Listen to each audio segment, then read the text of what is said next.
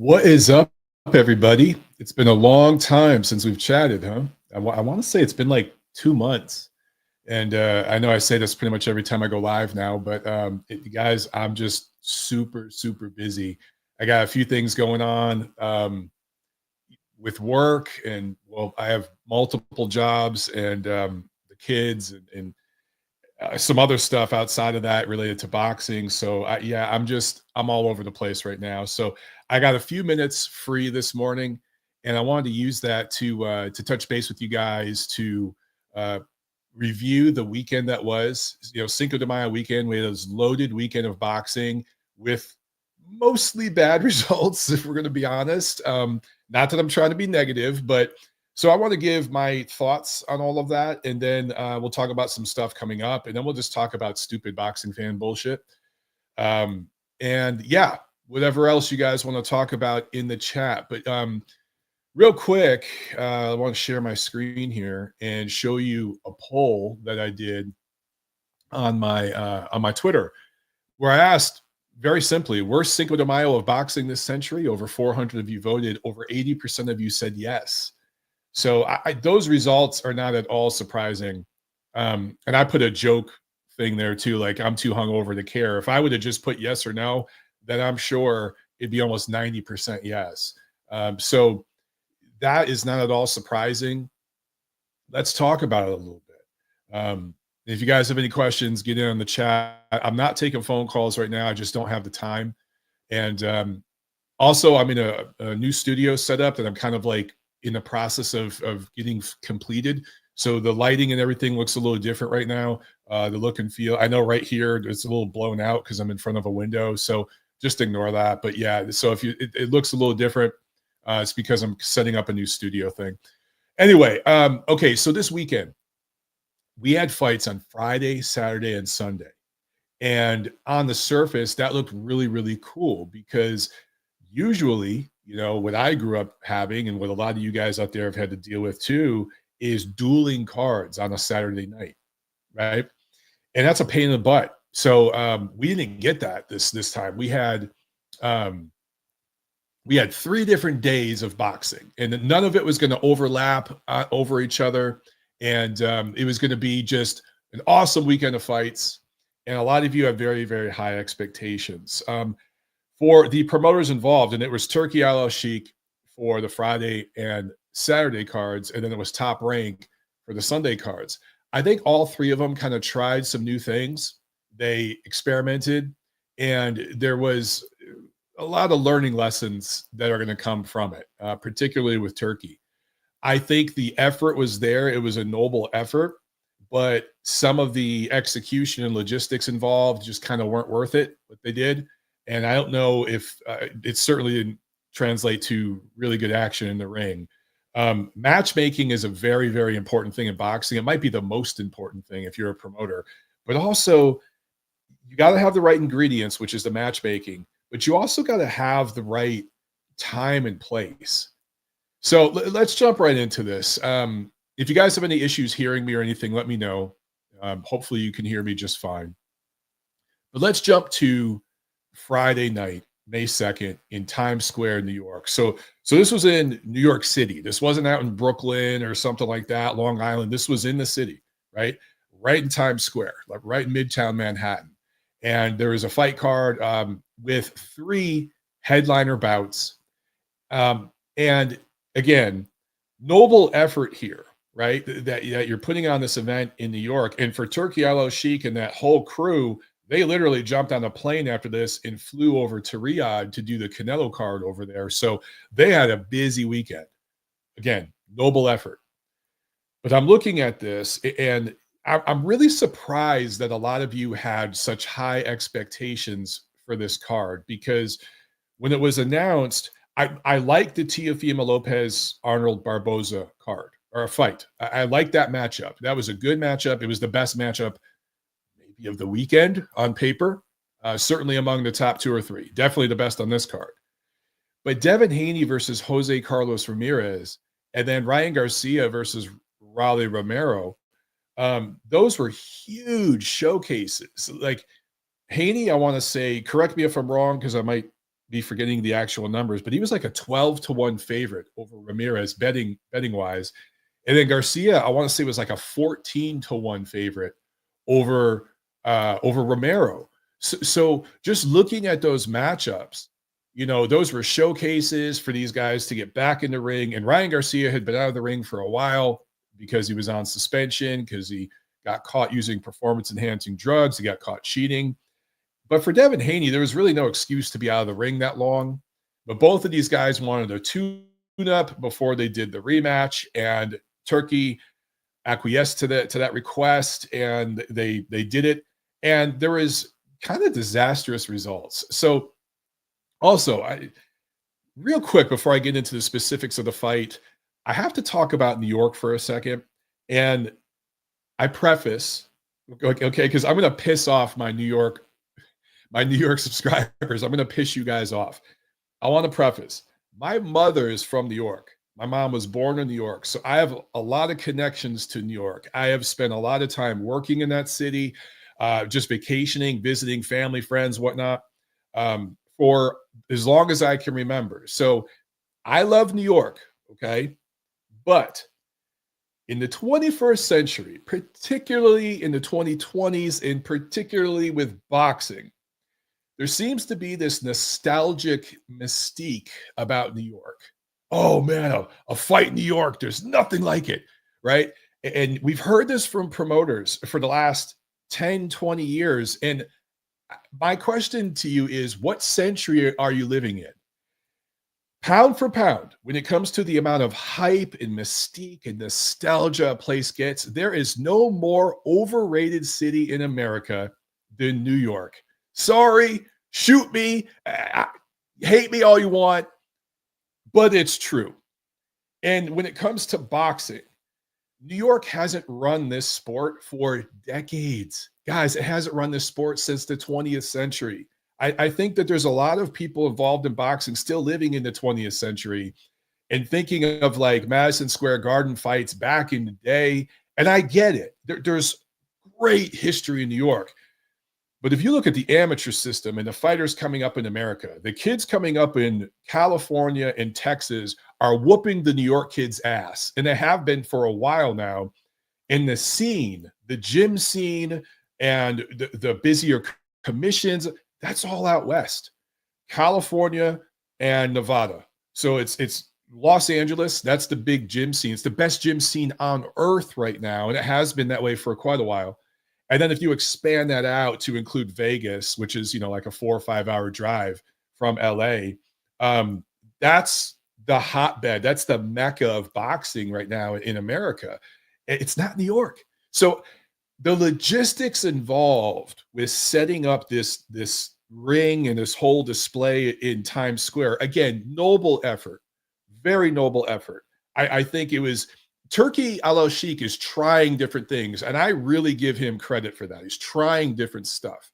And you're going to have hits and misses. When you swing for the fences, to use a baseball reference, you're going to strike out sometimes. It's just part of it. Okay? So all that being said, I'm looking at the 6 fighters in these 3 main events, if you will, right? And you've got Ryan Garcia, Ramirez, and Barboza. All 3 of those guys are Southern, well, they're California guys. Ramirez is from upstate, but they're California guys, right? And then you've got Devin Haney, who actually was born in California, but Devin Haney and Raleigh Romero are Las Vegas guys. So 5 of the 6 fighters are West Coast guys. And then Teofimo Lopez, I know he was born in New York. He wasn't born in the city. He's born in Brooklyn, which is a different thing than New York City. A lot of people don't realize that. But you New York guys know what I'm talking about. He's from Brooklyn. But when he was 5, he moved to Florida. He's a Florida guy. He's not a New York guy. His dad's from New York. I get all that. But he grew up in Florida. He started training in boxing in Florida. He came up in that Florida amateur system with the Florida gyms and coaches. He's a Florida guy, a Florida fighter. So his promotion has always tried to rep New York with him. And he's fought there and he's kind of built a little bit of a brand there. I get it, but he's not really a New York guy. right? He's not a New York guy like Paulie Malignaggi or Zab Judah, guys like that who are really New York guys, like grew up there, right?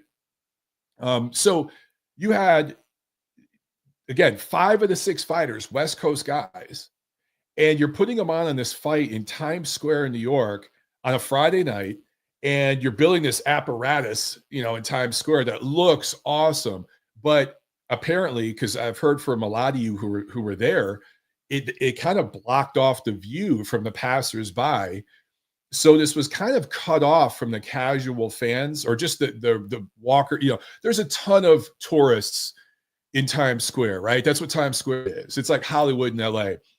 There's a bunch of what I call rubes from like Saskatchewan who go there and they're like, oh, look, an M&M store. Holy shit, I've never seen so many M&Ms. And they go in there and drop $100 on fucking M&Ms.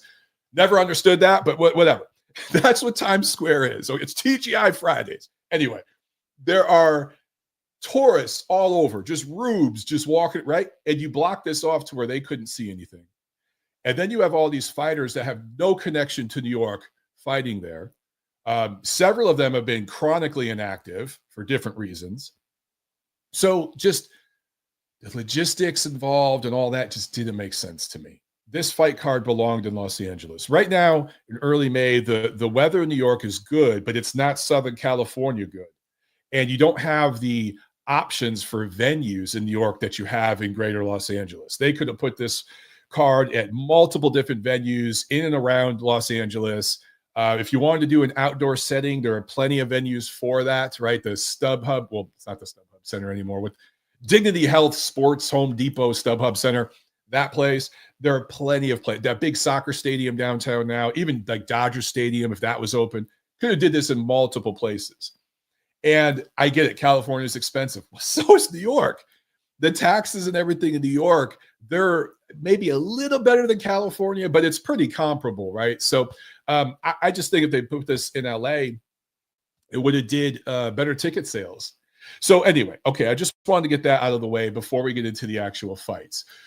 So let's talk about Teofimo Lopez, Arnold Barboza. Teofimo Lopez did his thing, and once again showed that he is I would say, the most proven, most legit Gen Z American fighter. And I'm going to include Bam in that. Because I think Teo has better wins than Bam has. I understand that Bam hasn't lost. I understand he's beat a couple of Hall of Famers. I get all that. But Teo, his win over Loma trumps Bam's wins, in my opinion. It just does. The Josh Taylor win, Taylor was kind of shot to bits at that point. But that Loma win is big. He's the only guy to decisively, definitively, clearly beat Lomachenko. Loma's other losses are very debatable, and really those fights could have went either way. But Teo beat him. And to beat him when he did, how he did it, very impressive. So anyway, Teo just kind of reminded us of his real level in this fight. For Barboza, good fighter, but I've never viewed him as an elite guy. In this era, it's so weak. He's going to win titles. But in the 80s, he would have been called a perennial contender, like that kind of a fighter. That's just where he's at. No disrespect. He's a damn good fighter. He's just not a great one. So this fight went kind of how I expected it to go. And for Teo, I want to see him in there against these other Gen Z guys. I want to see him in there against Devin Haney. Ryan Garcia, I don't really care to see much anymore, but even if there's a fight with Ryan Garcia, make it happen. I'd love to see Teo against Gervonta Davis. I'd love to see that fight. That's the kind of matchup I want to see for him. The co-main, Devin Haney and Jose Ramirez. As I mentioned before, Haney was a big, big favorite coming in. So it was no surprise at all that he won this fight so clearly. It was also no surprise that it was an awful fight. And I'm not saying that 2020 hindsight, I knew all along. Did I think it'd be this bad? Of course not. But I thought this would be a bad fight. Why? Look at these fighters' styles. Ramirez does exactly what Haney wants his opponent to do. And Ramirez does it as a guy that is, I'm not going to use the word shot, but he's clearly faded past his best. I want to say, let me pull up his. I'm just going to look at BoxRec real quick, guys, because I want to get this right. So going back to 2020, Ramirez has fought now six times, and he is 3-3 in those fights. The guys that he has beaten were either like blown up lightweights or guys who are a little long in the tooth. They were, a little older, faded, but he's lost decisively to Josh Taylor. No shame in that. At that point, Taylor was a pound for pound fighter, but now he's lost 2 in a row to Barboza and to Haney. And this is just where he's at this stage of his career. Ramirez is a guy that is going to be used as an opponent for a top shelf fighter, or used to build a prospect, to show like, hey, okay, it's time to shit or get off the pot. Is this guy for real or is he not? Let's put him in there against a guy like Ramirez and see how he does, right? He's at that stage of his career. So Ramirez just walked right into Haney, couldn't get off because he can't get off the punches anymore. Haney would touch him once or twice, spin, and move. And this repeated for 12 rounds. And yeah, I talk shit on X just like a lot of you guys did. But the difference was I wasn't shocked at all with this result. I wasn't surprised one bit. I'm like, yeah, it's Devin Haney. That's what he does. Am I surprised he was so gun shy? No. Not only is he coming back off of a really tough loss where he took an ass whooping against Garcia in a fight that, let's be honest, that fight wasn't that great. It was entertaining because of the knockdowns and all that, the violence. But it wasn't that great of a fight. It's not like there was this big two-way action. But he's coming off a loss like that. And then there's this long layoff. So he didn't want to screw it up. Okay, that's what Devin Haney does. The CompuBox punch, I'm not even going to repeat the punch numbers. Just awful. Then the main event. Now look, Ryan Garcia getting beat by Romero. Did I predict that? Absolutely not. I thought Garcia would win this fight. I thought if it was a remotely close fight, Raleigh would get robbed and Garcia would get the decision. As it turns out, Raleigh Romero clearly won this fight. One judge had him winning 118-109. The other two judges had it relatively close, 115-112, which means 7 rounds to 5. I think the real score was probably somewhere in the middle of those two. But the fact that two judges had this 7 rounds to 5, this wasn't a 7-5 fight. That to me shows why I had that instinct that Garcia would get a close decision, right? But credit to Raleigh Romero, who I have been critical of. I've said for years now, I've called him a journeyman level fighter. I'm going to correct myself. He has proven me wrong on that. He's a step above that. He's not a journeyman. I think he was at one point, but he's worked his ass off. He has shown marked improvement. He has learned from his losses. I got to give the guy credit. He saw the opportunity here. He knew that he was getting a fighter coming not only off of a layoff, so he'd be rusty, but Garcia was caught using drugs, and he was tested for this fight. All the fighters were tested by VADA for this event, and Raleigh knew that. And when a guy cycles off of that shit, it takes years for the body to fully recover, if it ever truly does. I think Garcia is young enough where his body will fully recover from all the stuff he was doing to it, but it takes a couple years. You don't come right back and you're just good. Garcia looked like shit in this fight. And I think that's further circumstantial evidence that this guy's probably been doing stuff for a while, okay? Not just in that Haney fight. For what it's worth, another quick tangent, I have interviewed several of Garcia's former opponents for different stories I've done over the years for Ring Magazine. And very recently, I interviewed Luke Campbell. And it was a story that I was doing for Ring that ended up getting scrapped because these fight dates that were coming up got changed and all that. I hate when that happens. You're 1,000 words into a story, and then it gets scrapped. But that happens. Anyway, I talked to Luke, and most of it was on the record. Some of it was off the record. I won't repeat the off the record stuff, but he did say one thing on record. And he said, look, I can't prove Ryan Garcia was doing anything when we fought. You guys remember Luke Campbell dropped Garcia hard in that fight. Garcia popped right back up like nothing and took it right to Luke and ended up stopping him, right? Luke told me I can't prove this guy did anything, obviously, but man, I've hurt guys with that same kind of punch before, and they didn't respond like that. And the power, the explosiveness, I haven't felt that from other guys that I have fought. So he was highly suspicious. Okay. And he's not the only one. There are other guys Ryan's fought that would prefer I keep it off the record, but they've said similar things. So anyway, all I'm saying is this performance, it kind of lends, it gives fuel to that fire of people that think Ryan's been dirty for a minute. He just looked very flat, didn't have the same speed and explosiveness and snap. And it showed, man.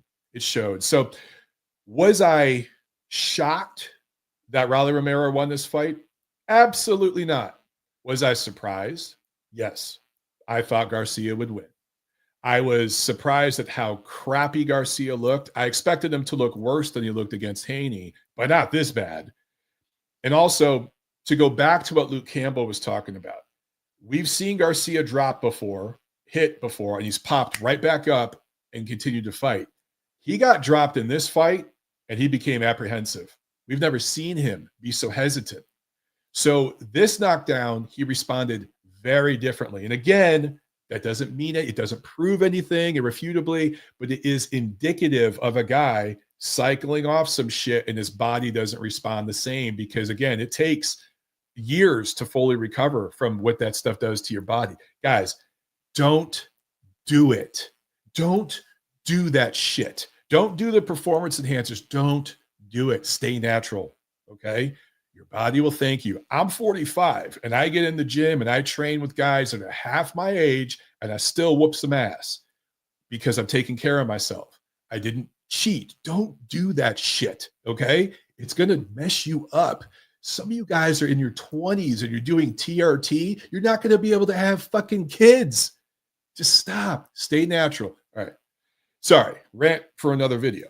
Anyway, that is where I wasn't shocked because of all the things I said, okay? But I was surprised. Now, another awful fight, not going to repeat the punch numbers. Do I want to see Haney and Raleigh fight? No, I don't want to see that. I still think Rolly Romero has proven himself to be a good, solid, perennial contender who can give someone a tough fight on any given night.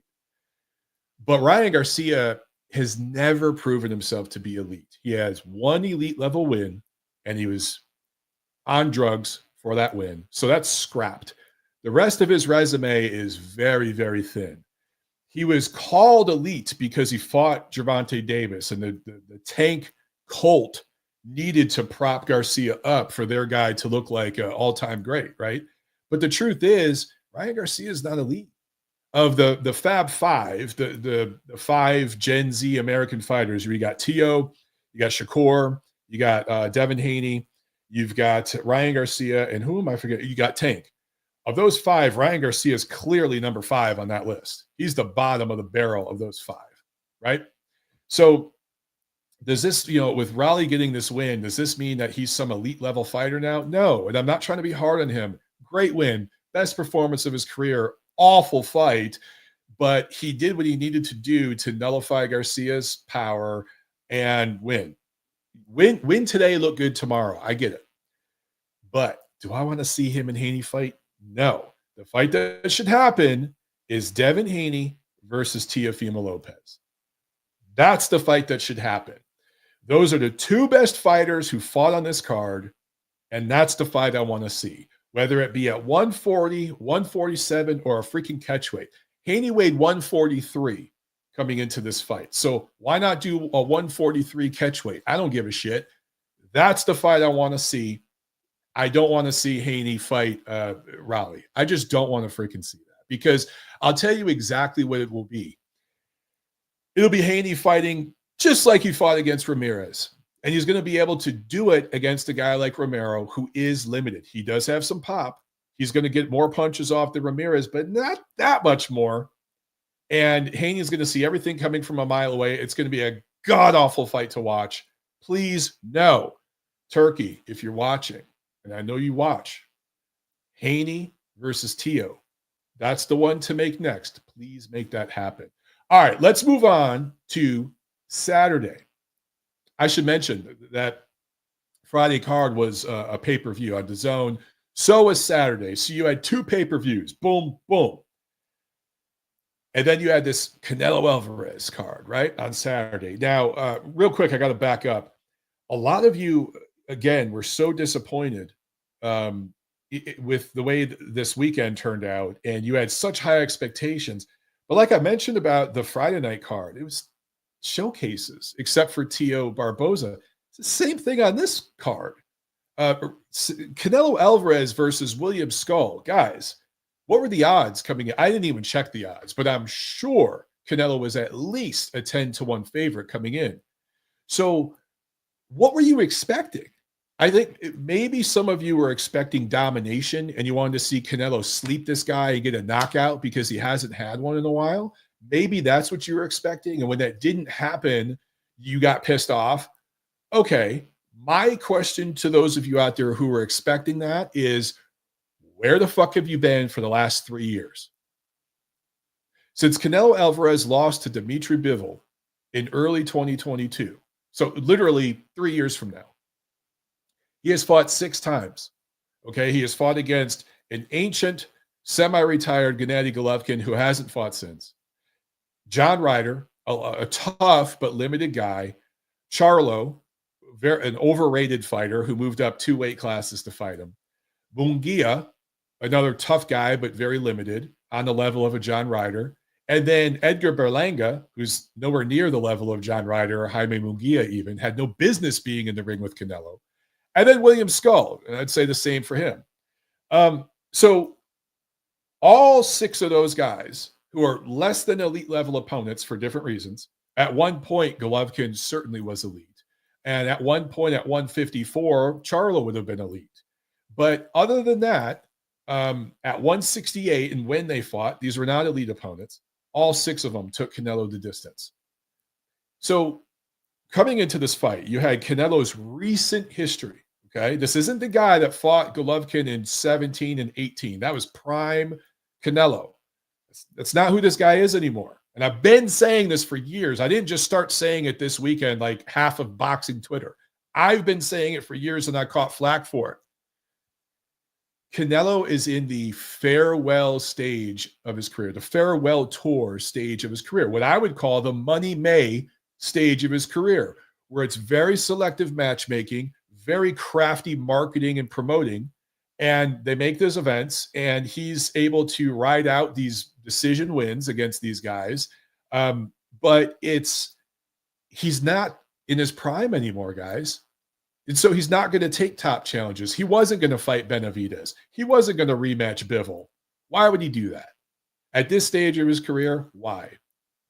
So the most he'll do is fight a highly skilled guy who's either old as shit and finished like Golovkin the 3rd time, or a small guy moving up like Charlo, who was never in my opinion, was never a pound for pound level guy, but certainly a good quality top shelf fighter. And now Terence Crawford, who is a pound for pound guy, is an elite fighter, is the best American fighter of this generation. So very good opponent, but he's moving up 2 weight classes after having recently moved up 1 weight class already. So moving up 3 weight classes from his best weight to do this fight. That's where Canelo's at. Also, he was fighting a Cuban. I'm going to piss off my Cuban viewers right now, but outside of a handful of Cubans, I'm talking 2 or 3 guys, they are god awful to watch in the pros. Beautiful to watch in the amateurs. Cuban boxers who grow up in that Cuban school, they have great footwork, great balance, perfect distance, perfect timing, right? They do everything textbook. They know their way around a boxing ring, but because they're such perfectionists, they never take chances. They only shoot a punch when there's zero chance they're going to get countered, right? Everything has to be perfect, and they'll shoot one punch, little pot shot, and then they're out, right? That's what Cuban boxers do. There's a couple other guys that have had a more interesting professional style that I enjoyed watching. But other than that, Cuban boxers are shit to watch in the pros. Sorry. Sorry if that offends some of you, but prove me wrong. So you have Canelo, who's well faded past his best, clearly lost a step, isn't stopping guys. I'm trying to think, when's the last time he stopped someone? Oh, it was Caleb Plant back in 2021. It's been 4 years since he stopped someone. Okay. And he's going up against a Cuban, and he has Terence Crawford, this big, super huge money fight in September that he doesn't want to screw up with a potential injury or something like that. And y'all were surprised at the result of this fight, that it was this bad, that it went the distance. I wasn't surprised. Now, again, did I expect it to be this bad? No.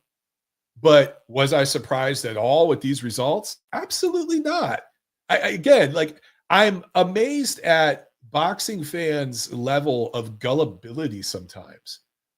It just amazes me. It truly amazes me how some shiny, sparkly shit in a promotion, some fake trash talk and a little shoving at a weigh-in or something could get people thinking, oh man, there's going to be a battle. They're going to go to war. It's like, man, look at these guys' histories. Look at their styles. Look at what they've done recently in the ring.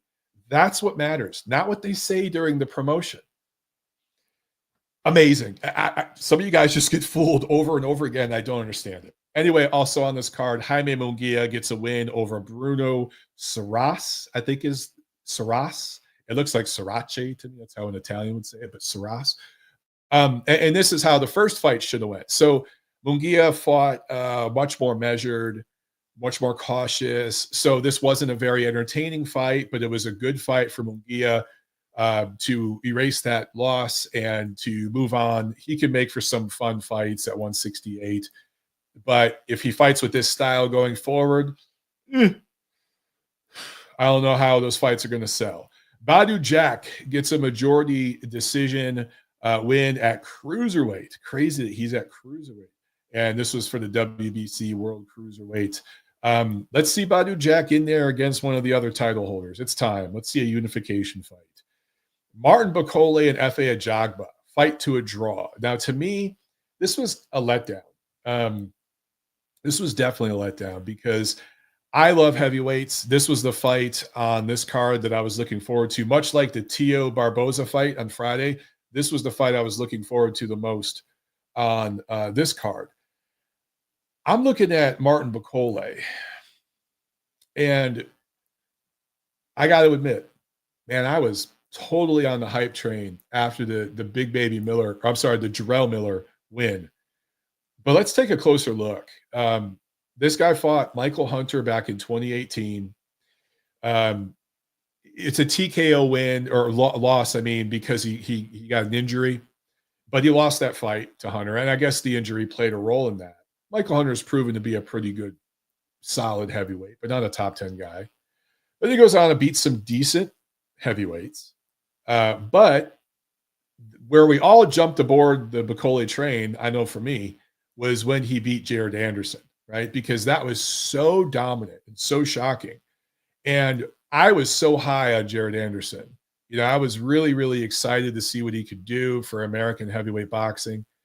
And Bakole just battered the guy, right? But what has Anderson done since then?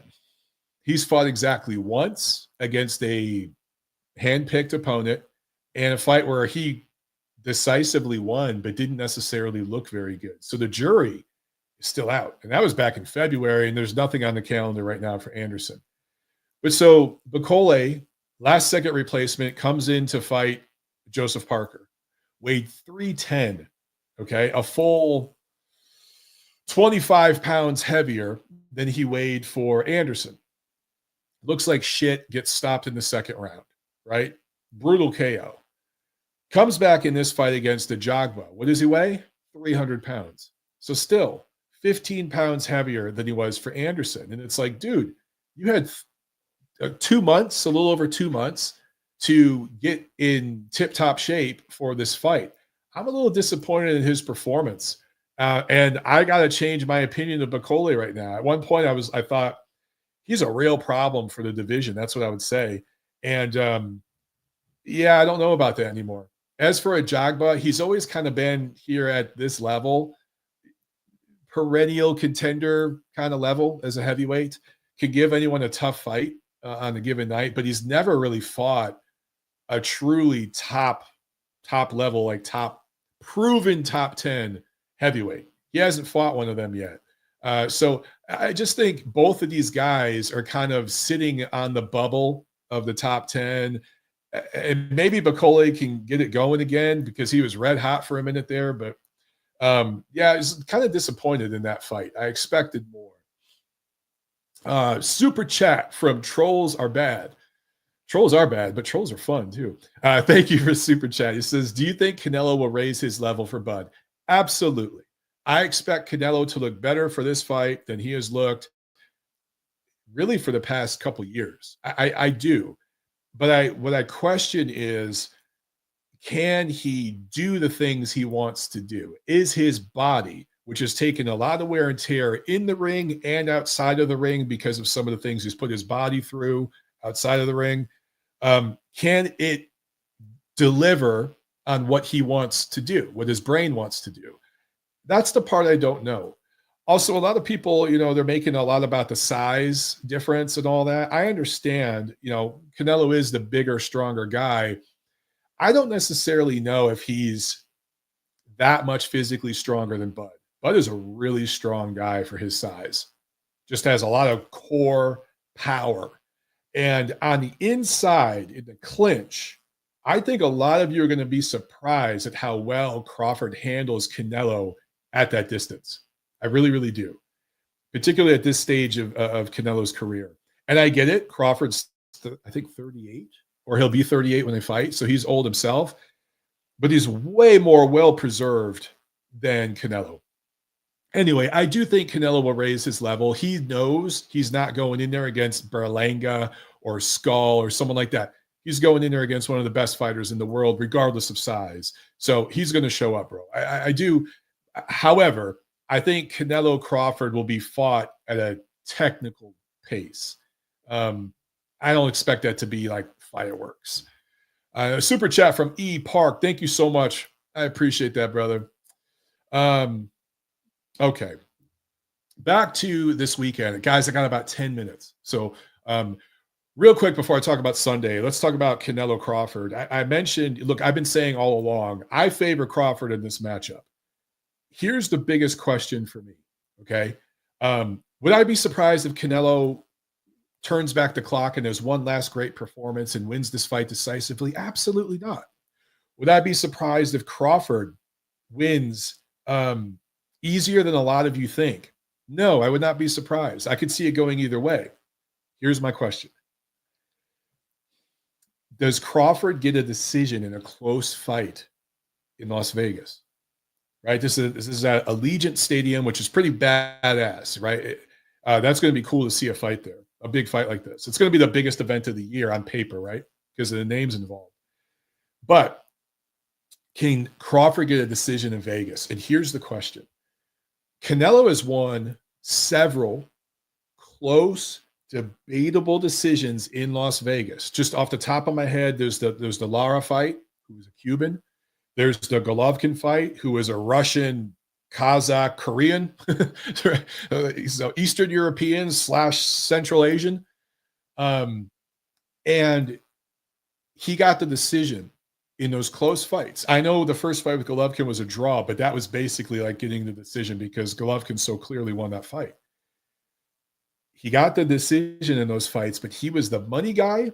Not only the money guy, but he was the North American-based fighter going up against a quote-unquote foreign guy, right? This time around, he's fighting an American. Now, Canelo is still the face of boxing. He's the money guy, way more than Crawford will ever be. Canelo on his worst day will sell more than Crawford on his best day. It's for multiple reasons, but Canelo he's the face of boxing. So money-wise, he's still the guy, right? So my conspiratorial hat, sees that part for Canelo. But Crawford's American. Canelo's not. So does Vegas's, Nevada's pro-American bias, which they clearly have, does that supersede the money man bias because it's a Mexican guy? Or is it Mexico, America, it doesn't really matter. It's just North America in general, because let's face it, Vegas, in terms of boxing, and increasingly with MMA, a lot of the fans that they're selling tickets and selling merchandise and all that too in Vegas, and hotels and all of it, it's fans from Mexico, and it's Mexican Americans commuting from like Los Angeles, all the Southwest, right? So that's the money base. So that's what I wonder. And I think it'd say a lot. It'd be very interesting if it's a really close fight and Crawford gets the decision. That would really, really be interesting. And that we'd have to really dive into that. We'd have to dive into that because there would be it'd reveal certain things about Nevada that still stand. Okay, Sunday. Thank goodness for Naoya Inoue and also Rafael Espinoza. Rafael Espinoza gets a badass win over Edward Vasquez, TKO 7. He's one of the more exciting, super little guys to watch, just like Inoue. And Inoue gets dropped in round 2 by Ramon Cardenas, comes back to stop him in the 8th round. So I want to talk quickly. I only got like 5 minutes about this main event and some of the fan reaction on. And I should mention, Inoue has another fight. They haven't announced the actual date yet, but against. I want to make sure I get this right. I want to just check to see if they actually have a date yet on this. You guys can correct me if I'm wrong. Okay, I guess they don't yet. But he's supposed to fight Akhmadaliev.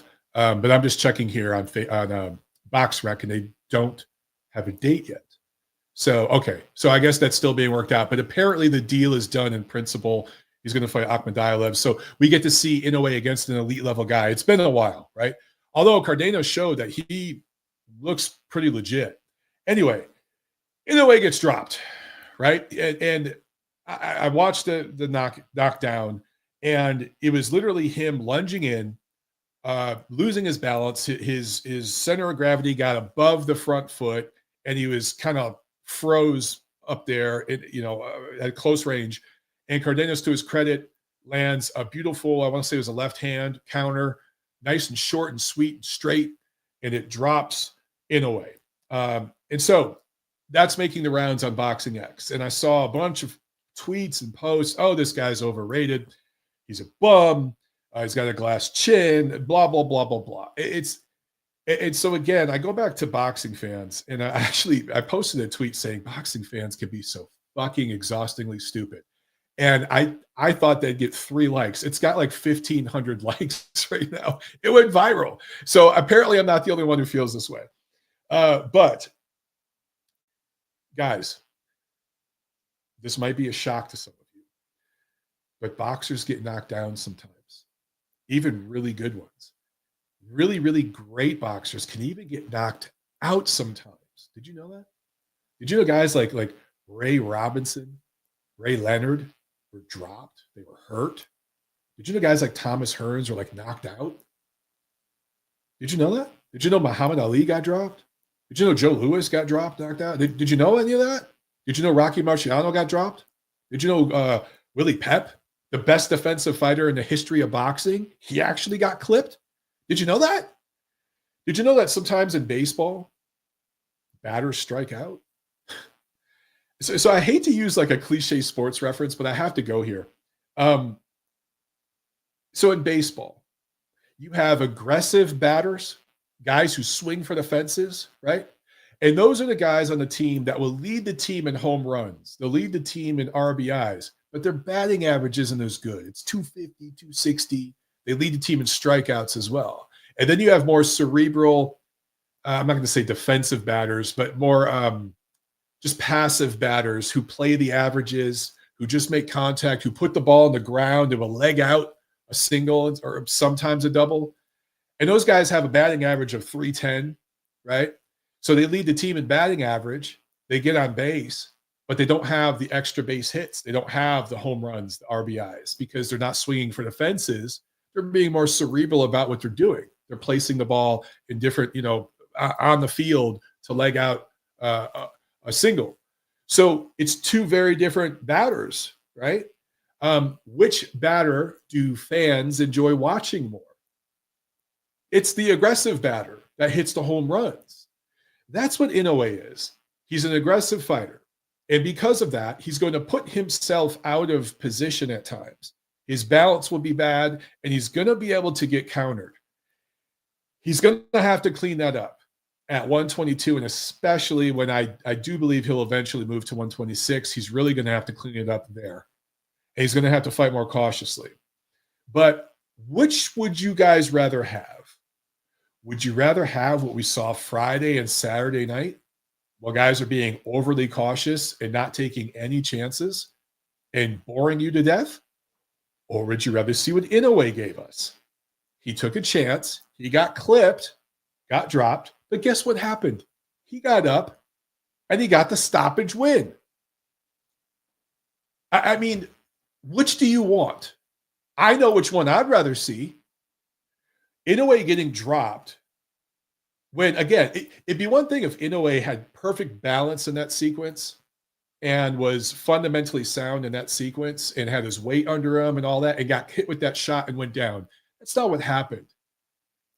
Anybody in that position that he was in that gets hit with that shot goes down. Anybody. I don't care who you are. You go down. And it was more of a balance thing and a position angles thing than him being seriously hurt. But he gets back up, he shakes it off, and not only does he win the fight, he wins it decisively. He gets a stoppage. That's what I want to see. It doesn't change my opinion of him pound for pound. I can't rate Inoue number one right now because he hasn't been fighting at least that last couple of years, the absolute elite. That will change at the end of this year when he fights Akhmadaliev. I want to see that fight. I'm excited for it. And I might put him at number one at that point. Right now, I got to put Usyk number one. And I might even put Bivol at number two. But you could have Inoue at two, maybe. He's right there. But just because he showed some vulnerability, guys, just because he gets knocked down, doesn't mean he's not one of the best fighters in the world. It was a weak moment. He's human. It happens. And let us not forget, he started his career at 108. He's fighting at 122.